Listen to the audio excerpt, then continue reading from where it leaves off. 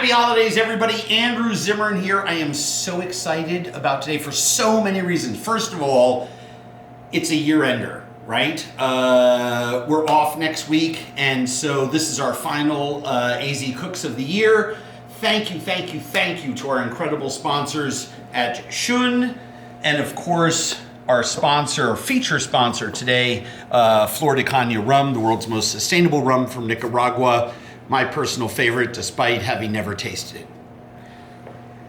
Well, I use it in cooking. That's how I found it on a trip to Nicaragua. Long story short, an incredible product. You should try it.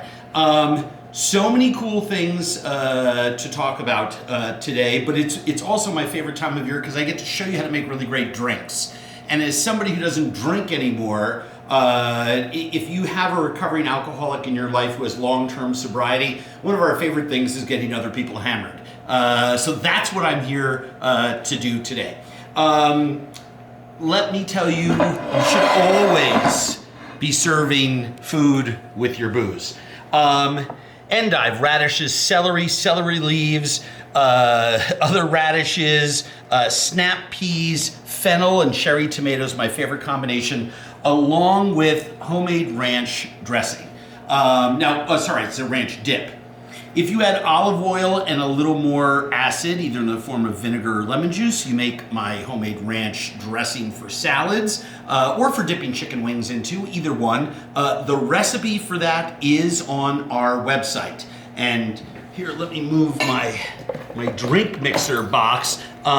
I make all my dips and dressings and marinades with my spice collection. Shameless plug for me. Thank you to Ana Navarro, thank you to The View for being so kind last week and featuring our spices as the Christmas gift for food lovers. We were so honored and so humbled. You can get all of our spices along with recipes on my website by just clicking andrewzimmern.com, and at the top it says spices. Click on that, you go right to a page to order them. Super cool line of spices. Each one takes you on a different food adventure. They make dips, marinades, they season all kinds of foods. They all have a point of view. They're natural, they're delicious. They feature freeze-dried vegetables and seasonings in them. When I use my shallot and lemon blend, formerly called French Kiss, all of the shallots and citrus and tarragon comes alive when it comes in contact with anything moist, which makes it absolutely fantastic. So lots of recipes on our website, and thank you to the good folks at The View. I'm gonna make a drink for you. Well, I'm gonna make two drinks for you. I'm gonna make a drink for you right now that is called a dark and stormy. It was invented in Bermuda at a time when the United Kingdom owned that island nation, and the United Kingdom was having a problem with drunkenness in its navy. And so they're trying to add mixers and things that were non-alcoholic into what at one point was even the pay system in the English Navy, which was in booze. And so they created a drink called ginger beer in hopes to convince people that maybe it was alcoholic. It's not.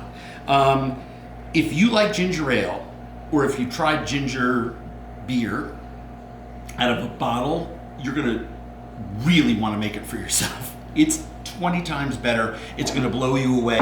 And a dark and stormy is just amber or dark rum. In the early days, it was a specific brand of very dark molassesy rum. I actually like it better. My guests like it better with a beautiful amber, like an aged Flor De Cana. But this little science project here is homemade ginger beer.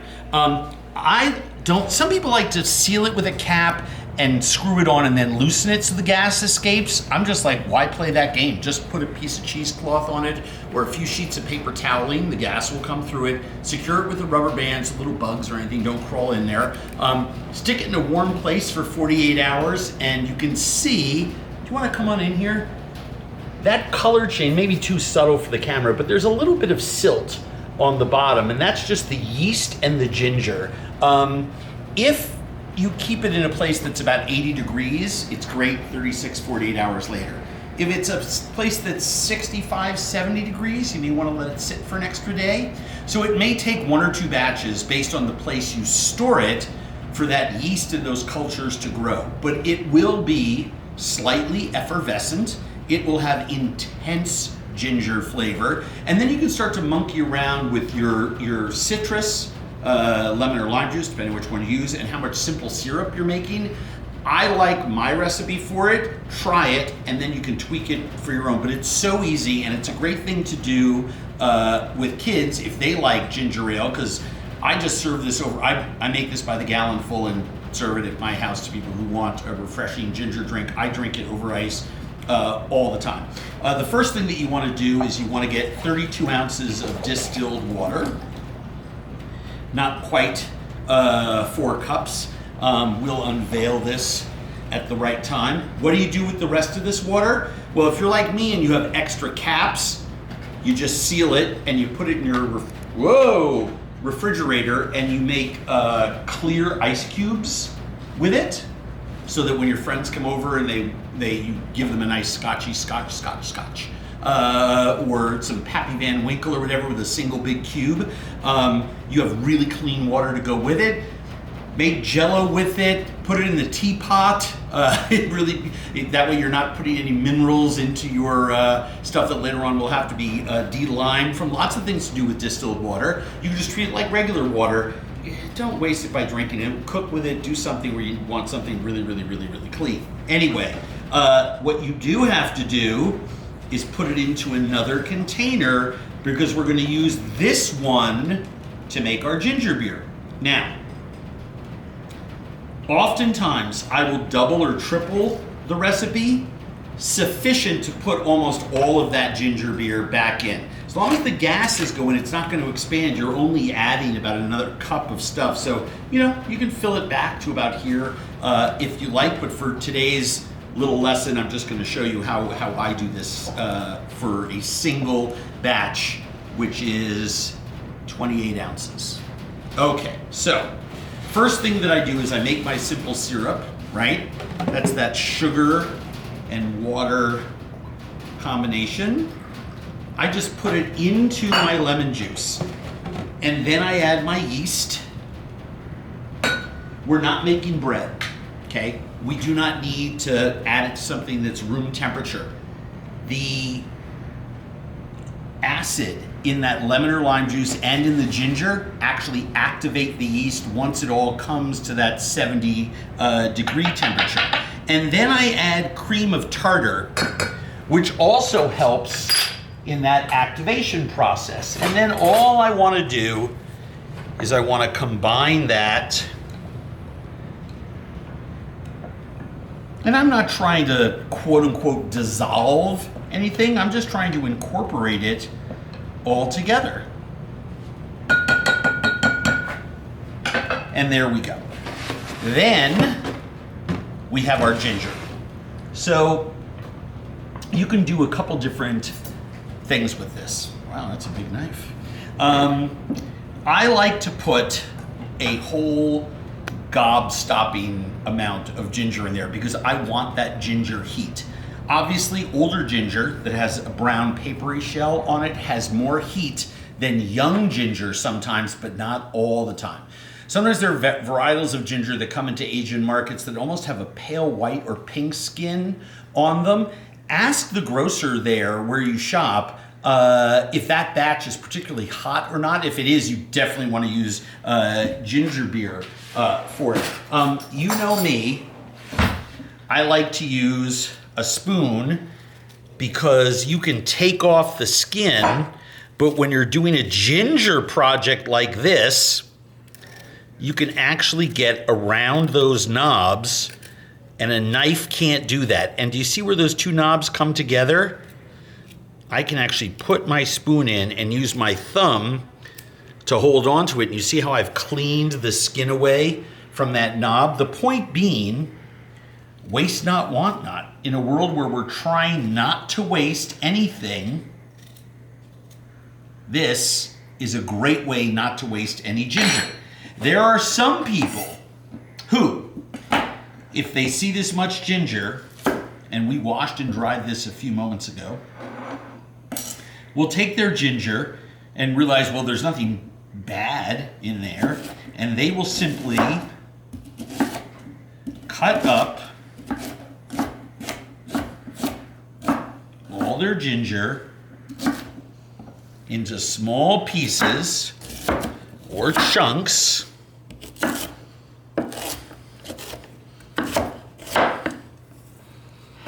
And then pulse that in a food processor.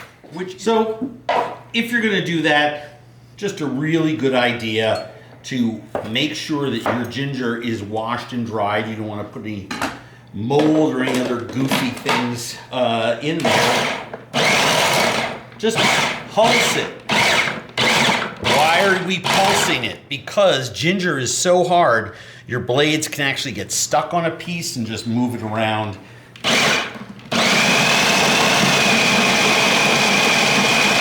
Thank God I was wearing glasses. This is so good. Here's a great use for a little bit of that water, huh? If you have big chunks in a small food processor, just puree.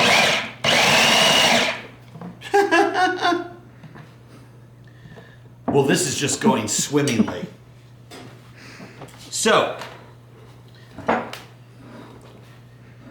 you don't need, remember, you can annihilate your ginger and puree it like this one. But if you're having a lot of issues, by the way, you can just grate the whole thing on a box grater.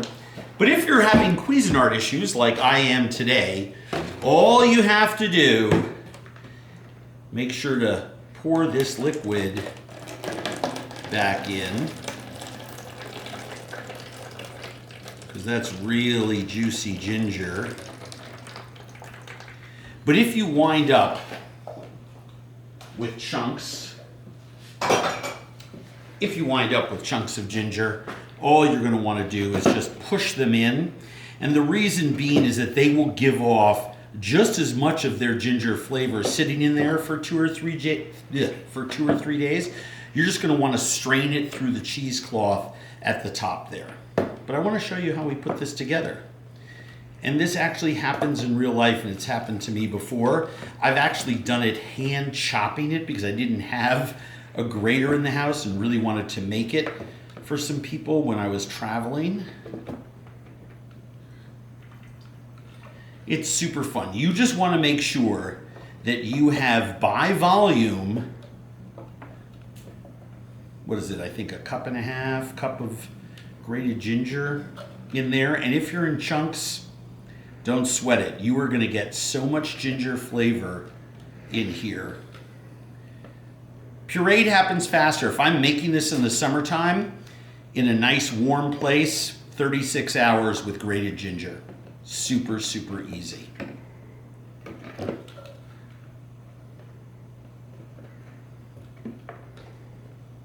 All right. That is plenty of ginger. Always keep a neat and tidy workspace. And a very large knife handy. Thank God we're editing this one. Okay. So, we have our mixture with cream of tartar, lime juice, or lemon juice, either one, simple syrup, our yeast. We have our water that was here. We have the rest of our distilled water. I'm just going to add this. And then give it a nice swoosh and go right in with the end of it. So you make sure you get all that cream of tartar and all of that yeast. Don't get into analysis paralysis. You do not need a spatula.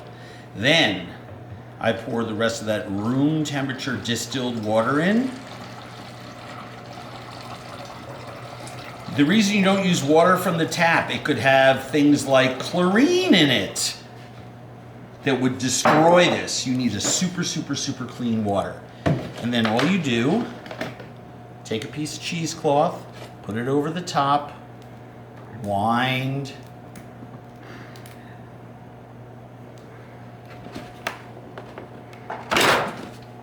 your rubber band around there nice and tight and stick that in a warm,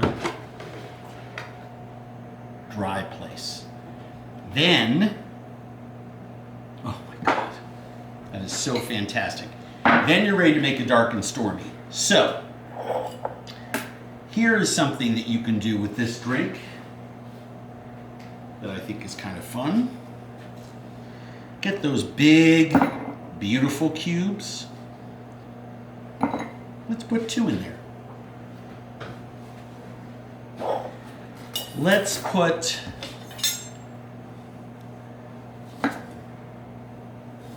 a slice of lime as a garnish.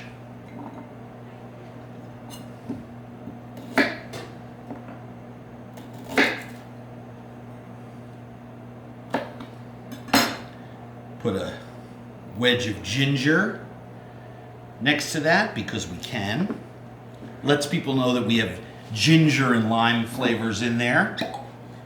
Pour a reasonable amount of rum into the glass. A nice glug. This is for a friend who's definitely not driving. And you don't need, in fact, some people don't like to shake. They just like the cleaner ginger beer flavor. And there you have a classic dark and stormy.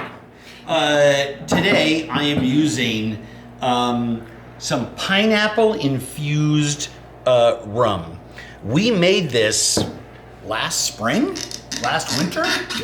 Summer? It was this summer. Poured it back into the bottle. I mean, it just stinks of pineapple in the best way you could possibly imagine. We took 2 pineapples, we trimmed them, we sliced them all up, we poured a couple bottles of Flor De Cana on it, and we let it marinate at room temperature for 48 hours. Then we put it, because so much sugar and juice comes out of it, and the alcohol starts to evaporate, we then strained it and refrigerated it and have kept it, and you can use it for flavored drinks. It's rum with a natural pineapple kick. And one of the things that I started playing around with was, well, how do I get rid of it and what do we do? So at an event here, I made someone asked for Negroni, and I made it with the pineapple flavored rum. Typically a Negroni is made with gin. Then people started making them with vodka. It was equal parts of gin or vodka with sweet vermouth, please get a good one, and Campari. And it was garnished with orange zest.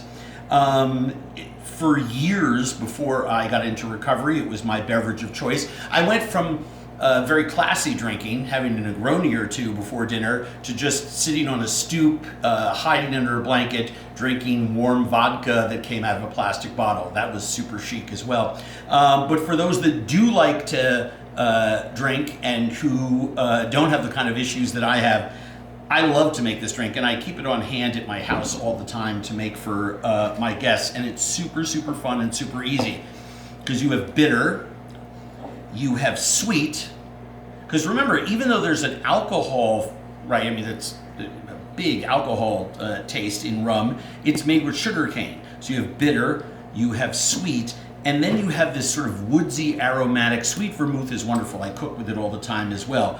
The orange adds a little bit of balance and ties it all together. I was just actually talking to Madeline and Abby and saying you can't make a Negroni without orange. If you happen to be, I mean, it's the season now, these fantastic little mandarins have so much intense orange flavor. They're actually perfect for this. And I'm actually going to mix it and strain it over a super cube.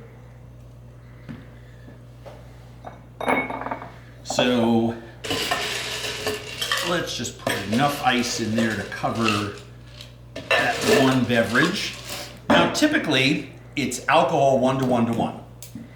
I have found with the sweetness of the rum and the pineapple flavor that I want to go 2 to 1 to 1. So I put a glug of rum, a half glug of vermouth, a half glug of Campari, 2 to 1 to 1. And then what I want to do is I want to use the zest of one of these mandarins, and I want to curl it around that big cube. So all I'm going to do is just take this and lay it flat, and I'm going to cut away that bitter white pith, hopefully without cutting myself. And if you have a little bit left over and you really are persnickety like me, you can just cut a little bit more away. And then some people like to twist it, but I don't like it to break. So I just take the back of my knife and hit that a couple times. It's so insanely aromatic of orange, and I drop it down at the bottom there. All right. Just a little stir.